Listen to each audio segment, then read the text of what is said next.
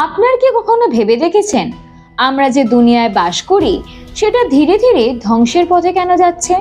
কেন সত্যি বললে লোক হাসে, কেন খারাপ কাজ করলে লোকে তালি দেয়, ভগবানের নামে ব্যবসা কেন চলছে? এটা কোনো সময়ের দোষ নয়, এটা কোনো মানুষেরও দোষ নয়, এটা হলো কলিযুগ। যেই যুগের পেছনে রয়েছে এক ভয়ঙ্কর অদৃশ্য শক্তি, যার নাম কলিপুরুষ।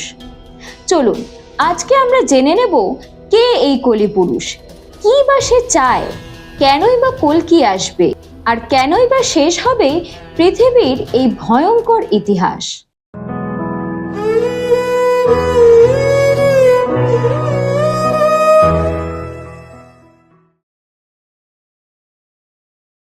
হিন্দু শাস্ত্র মতে সময়কে 4টি যুগে ভাগ করা হয়েছে: সত্যযুগ, ত্রেতা যুগ, দাপর যুগ এবং কলিযুগ। সত্যযুগ, যেখানে সত্যকেই প্রধান ধর্ম হিসেবে মানা হয়েছে।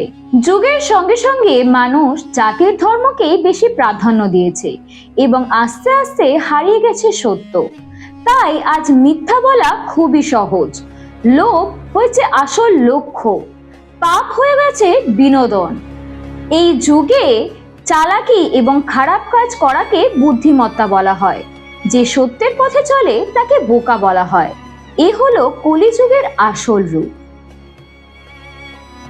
কলিযুগের নামকরণ হয়েছে কলিপুরুষের নামানুসারে। কিন্তু কে এই কলিপুরুষ? কি বা তার এমন ক্ষমতা যার দ্বারা সে গোটা পৃথিবীকে ধ্বংসের পথে ঠেলে দিচ্ছে? কলিপুরুষ কোনো মানব নয়, কোনো দেবতাও নয়, বা কোনো রাক্ষসও নয়। উনি হলেন একটি শক্তি, একটি চিন্তাধারা এবং একটি অন্ধকারের প্রবাহ। শাস্ত্র বলে উনি সেখানেই বাস করেন যেখানে এই 5টা জিনিস আছে: মিথ্যা, জুয়া, মদ, ব্যভিচার এবং লোভ। যেখানেই এই 5টি জিনিস থাকে সেখানে কলিপুরুষের রাজত্ব। তাই আজ রাজনীতিতে ভ্রষ্টাচার, খবরে মিথ্যাচার, প্রেমে স্বার্থ ও ব্যর্থতা। পুরাণে আগে থেকেই বলা আছে কলিযুগে এই 5টি লক্ষণ মানুষের মধ্যে খুব ভালোভাবে দেখা যাবে। পুরাণের এই ভবিষ্যৎবাণী ধীরে ধীরে সত্যি হচ্ছে।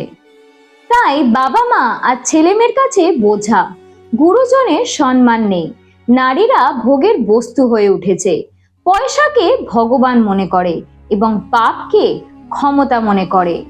আজকের পৃথিবীতে এই 5টি লক্ষণ মানুষের মধ্যে খুব ভালোভাবে দেখা যায়। যখন অধর্ম ছড়িয়ে পড়বে চারিদিকে, যখন কলিপুরুষ গ্রাস করবে গোটা পৃথিবীকে, তখন জন্ম হবে শ্রী বিষ্ণুর 10ম অবতারে, কল্কির। শাস্ত্র বলে উনি আসবেন সাদা ঘোড়ায় চেপে, হাতে ঝলমলে তলোয়ার নিয়ে, আর চোখে থাকবে অগ্নির মতো তেজ। উনি আসবেন ভ্রষ্ট রাজাদের শাস্তি দিতে, অধর্মকে ধ্বংস করতে এবং ধর্মকে পুনঃস্থাপনা করতে। এটাই হবে কলিযুগের অন্তিম পর্ব। কল্কি অবতারের জন্ম হবে কলিপুরুষকে নিধন করবার জন্যে। এই যুদ্ধ শুধুমাত্র একটি যুদ্ধ নয়, এই লড়াই হলো সত্যের সঙ্গে মিথ্যে, অধর্মের সঙ্গে ধর্মের, আলোর সাথে অন্ধকারের। কলিপুরুষ মানুষের থেকে চায় লোভ ও ভয়, আর কল্কি চায় ন্যায় ও ধর্ম। কিন্তু শাস্ত্র বলে সব শেষে জয় হয় ন্যায়েরই। কল্কি অবতারের জয় দিয়েই শেষ হবে কলিযুগ, পুনরায় শুরু হবে সত্যযুগ, যেখানে আবার মানুষ সত্যের পথে হাঁটবে, নারীরা হবে নিরাপদ, শিশুরা আবার নির্ভয় হাসবে, ভগবানের আরাধনা করা হবে ভক্তির সঙ্গে, ব্যবসা দিয়ে নয়। গড়ে উঠবে একটি নতুন পৃথিবী, শুরু হবে একটি নতুন যাত্রা।